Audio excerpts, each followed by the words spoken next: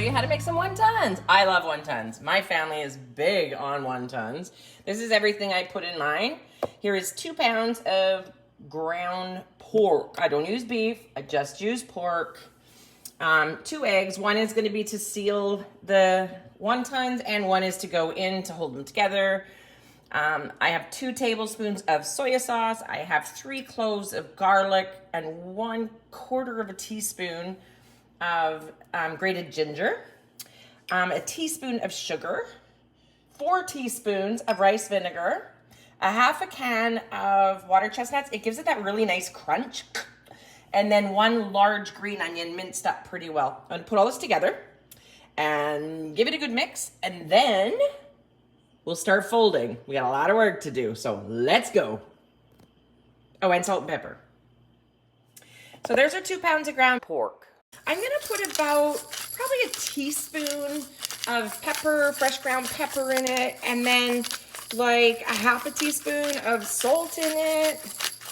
These are so good to just keep in the freezer because you can use them for appetizers. You can use them for dinners, like quick weeknight dinners.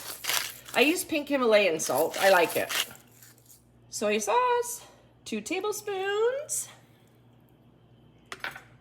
And then we have our 3 cloves of garlic and our 1/4 teaspoon of ginger. I just keep my ginger in the freezer and then grate it once I pull it out. And one large green onion, but I chop them pretty small. And I like to use green onion over chive because I find there's a lot more flavor because you get the green and the white rather than just the green. Personal preference, so you make it the way you want to make it.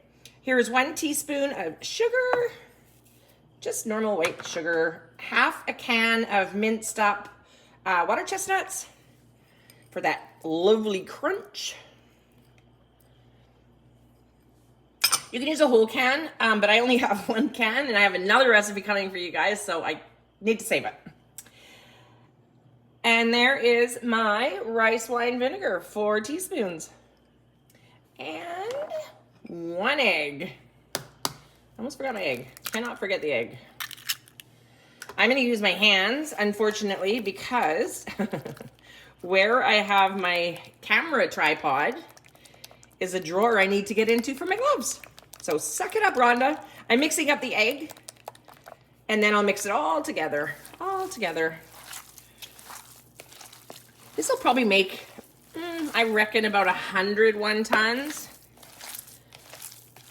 You can fry them, you can boil them into like a soup, pan fry them like a dumpling.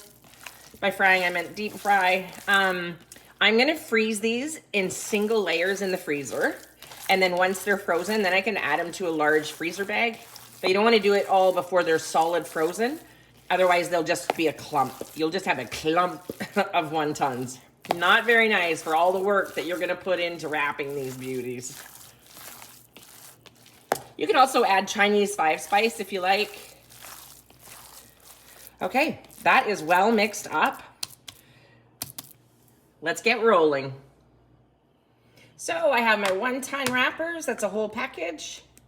I'm gonna cover it in a wet, damp paper towel while I roll them so that the wonton wrappers don't dry out.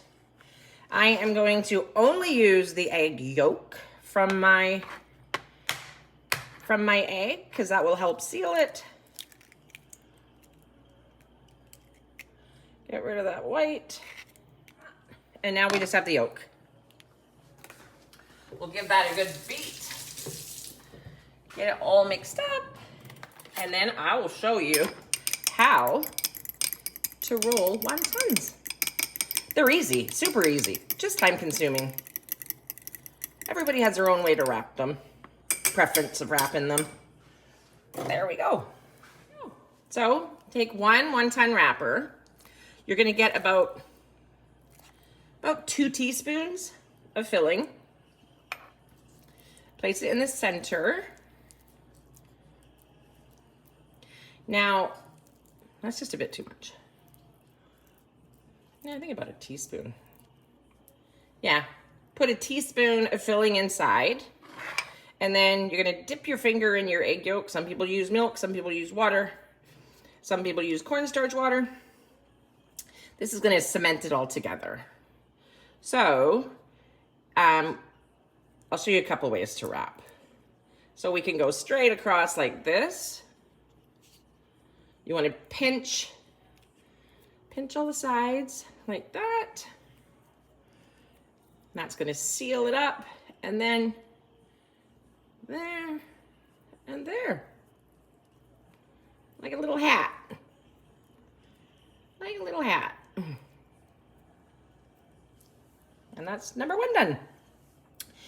Oops, I didn't cover it. And I'll show you another way to wrap them. So again, about a teaspoon. That's a bit too much again. And then your corners, just your 2 edges, because that one's gonna soak and stick to that.